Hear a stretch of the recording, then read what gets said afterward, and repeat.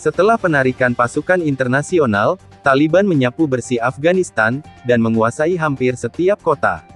Jadi, mengapa Amerika Serikat sepakat meninggalkan negara itu setelah 20 tahun berperang? Pada 2001, NATO memaksa Taliban keluar dari Kabul setelah serangan tanggal 11 September di New York dan Washington. Namun hampir 2 dekade kemudian, para pemimpin kelompok militan itu kembali ke ibu kota Afghanistan. Mereka dengan senang bersuah foto di dalam istana presiden setelah hampir seluruh wilayah negara itu di bawah kendali mereka. Apa yang barangkali paling mengejutkan adalah bukanlah kekalahan militer yang menjadi malapetaka bagi Amerika Serikat dan sekutu NATO-nya sehingga membalikkan semuanya, tetapi kesepakatan damai yang dinegosiasikan secara hati-hati. Apa yang menyebabkan kesepakatan yang ditandatangani Presiden Donald Trump dan dilaksanakan oleh penggantinya, Joe Biden, dinilai sebagai kesalahan fatal.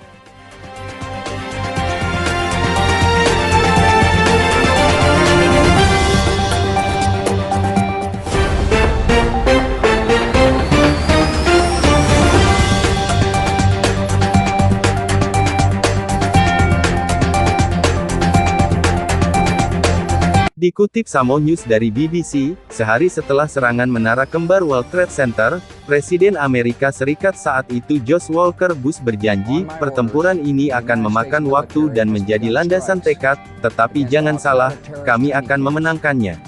Kenyataannya, Amerika Serikat tidak sepenuhnya meraih kemenangan secara militer terhadap Taliban.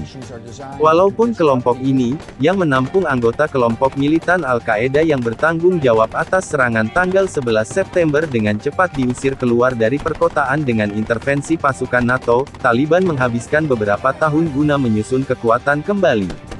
Dan pada 2004, kelompok Taliban berada dalam posisi untuk melancarkan pemberontakan terhadap pasukan Barat dan pemerintahan Afghanistan yang baru.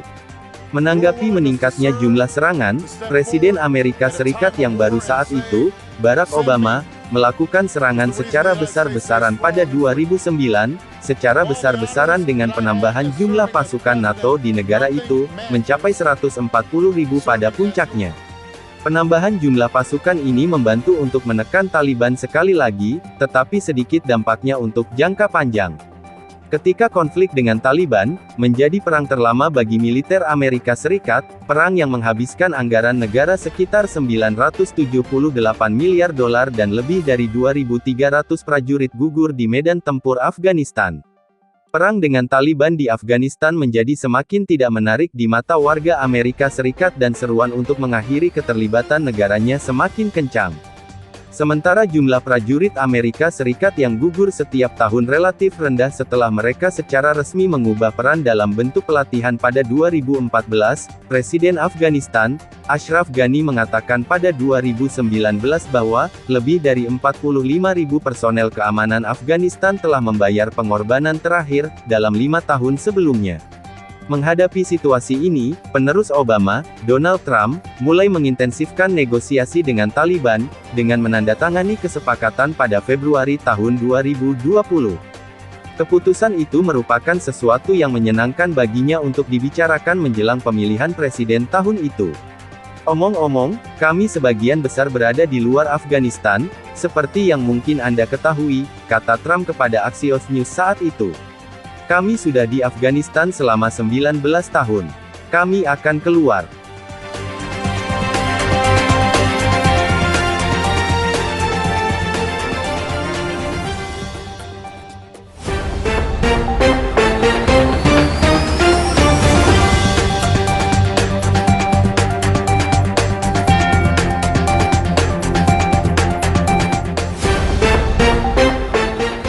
Amerika Serikat sepakat untuk menarik sisa-sisa pasukannya dari Afghanistan dan Taliban mengatakan tidak akan membiarkan Al-Qaeda atau kelompok ekstremis lainnya beroperasi di wilayah yang mereka kuasai.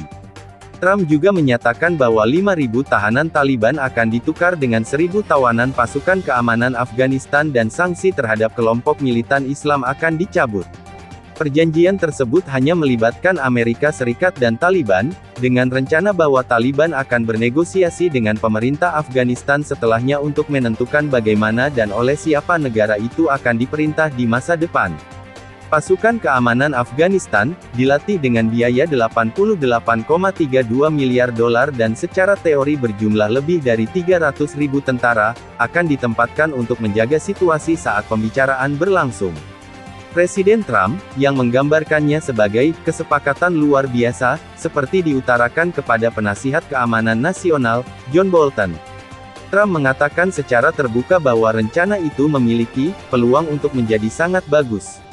Amerika Serikat pertama kali mulai menarik pasukan di bawah Presiden Trump. Pembicaraan tatap muka antara Taliban dan pemerintah Afghanistan dimulai pada September, tetapi kesepakatan tampaknya tidak pernah tercapai sepenuhnya. Kendatipun tidak ada kemajuan, para penentang Taliban tetap optimis bahwa kesepakatan itu tidak akan berujung kepada malapetaka. Ini bukan Vietnam, kata Presiden Afghanistan kepada BBC pada Februari tahun 2021. Ini bukanlah pemerintahan yang tengah kolaps. Pada bulan Juli, juru bicara Taliban mengklaim, meskipun kami berada di atas angin di medan perang, kami sangat serius mengenai perundingan dan dialog. Mungkin lebih tepatnya bahwa mereka sudah merebut 10 ibu kota provinsi dalam 7 hari pada waktu itu. Presiden Amerika Serikat saat ini Joe Biden, yang meskipun tidak setuju dengan Trump pada hampir setiap kebijakan lainnya, tapi bosan tetap melanjutkan untuk menerapkan kesepakatan pendahulunya. Kepada awak media bulan lalu, Biden mengatakan tidak akan mengirim generasi Amerika selanjutnya ke perang di Afghanistan tanpa harapan yang masuk akal untuk mencapai hasil yang berbeda. Secara tegas Biden menekankan tidak menyesali keputusan yang dibuat dengan menarik penuh pasukan dari Afghanistan. Saya pikir mereka mulai menyadari bahwa mereka harus bersatu secara politis di puncak. Tapi, kami akan terus menjaga komitmen kami, saya tidak menyesali keputusan saya, ucap Biden. Tentang prospek Taliban bakal menguasai segalanya dan menguasai seluruh negeri, itu sangat tidak mungkin, tambah Biden. Dan terlepas dari kejadian beberapa hari terakhir, agaknya Presiden Biden telah terjebak dengan keputusannya. Jika ada, perkembangan minggu lalu memperkuat bahwa mengakhiri keterlibatan militer Amerika Serikat di Afghanistan sekarang adalah keputusan yang tepat, katanya Senin tanggal 16 Agustus tahun 2021 lalu. Tapi bagi banyak orang, pandangan pemimpin Taliban Mohammad Abbas Tanikzai saat berbicara di ruangan besar sebuah hotel mewah setelah menandatangani kesepakatan dengan adidaya militer terkuat di dunia akhir September lalu, akan lebih mendekati kenyataan. Tidak ada keraguan kami telah memenangkan peperangan, katanya. Tidak ada keraguan sama sekali.